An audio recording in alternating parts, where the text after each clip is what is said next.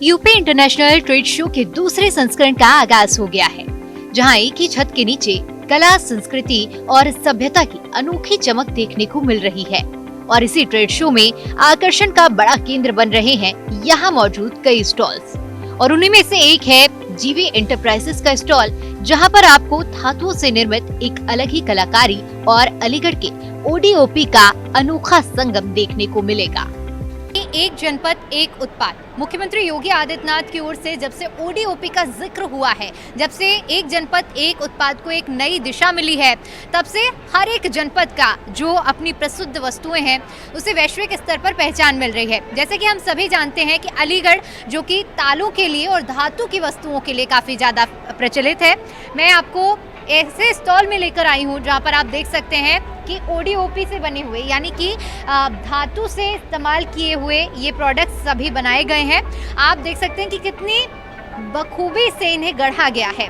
आइए समझते हैं कि जो यहाँ पर पहुँचे हुए हैं अलीगढ़ से, क्या मन में उम्मीदें हैं, क्या बिजनेस मॉडल है इनका और कैसे इन सब चीज़ों को तैयार किया जाता है। मैं सबसे पहले आपका बिजनेस मॉडल समझना चाहूँगी।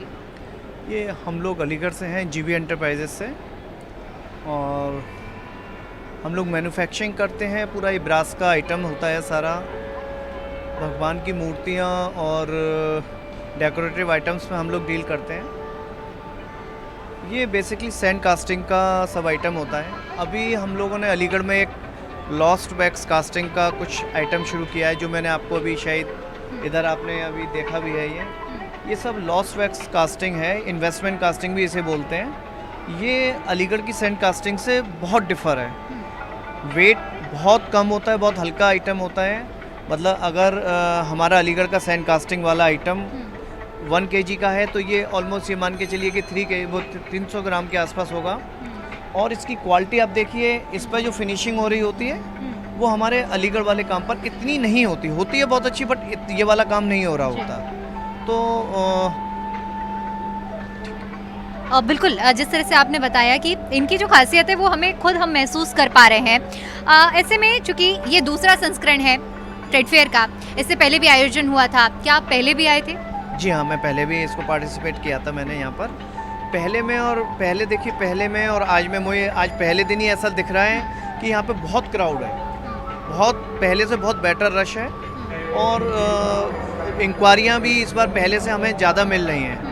और इस बार इन्होंने सबसे मेन काम ये बहुत अच्छा किया कि सारे स्टॉल्स को सिस्टम वाइज लगाया है। जैसे कि अगर ब्रास के मूर्तियों के स्टॉल लग रहे हैं तो वो एक ही जगह लग रहे हैं, फूड्स के हैं तो वो सब एक ही जगह लग रहे हैं, कपड़ों के हैं वो एक ही जगह लग रहे हैं, मुरादाबाद के एक ही जगह। पहले लास्ट ईयर जो फर्स्ट टाइम ये हुआ था, तो उस टाइम थोड़ा सा ये डिस्टर्बेंस है कि कोई स्टॉल कहीं पर लग गया है, कोई कहीं लग। बट इस बार इन्होंने बहुत सिस्टम से सारे स्टॉल लगाए हैं, तो उसका रेस्पॉन्स भी है कि एक कोई कस्टमर आता है तो उसको 10 जगह 10 तरफ नहीं जाना, 10 हॉलों में नहीं जाना, उसे एक ही हॉल में एक ही जगह पर सारे स्टॉल एक ही टाइप के मिल जाते हैं देखने को। कितने लोगों की टीम आप लोगों की लगी हुई है इन सब चीज़ों को तैयार करने में? मेरे पास इस टाइम करीब 100 से 150 लोग मेरी फैक्ट्री में काम करते हैं पूरा।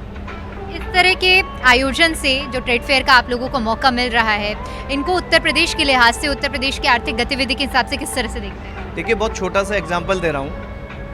जब से योगी जी की गवर्नमेंट यूपी में काम कर रही है, अगर मैं कहूँ दो उनके टाइम हो चुके हैं, ऑलमोस्ट होने को हैं, तो टर्नओवर से एक आइडिया लग जाता है कि हमारा टर्नओवर अगर पहले, मतलब मैं उसकी फिगर क्या बताऊँ, मतलब 4 टाइम 5 टाइम हमारे टर्नओवर में फ़र्क है।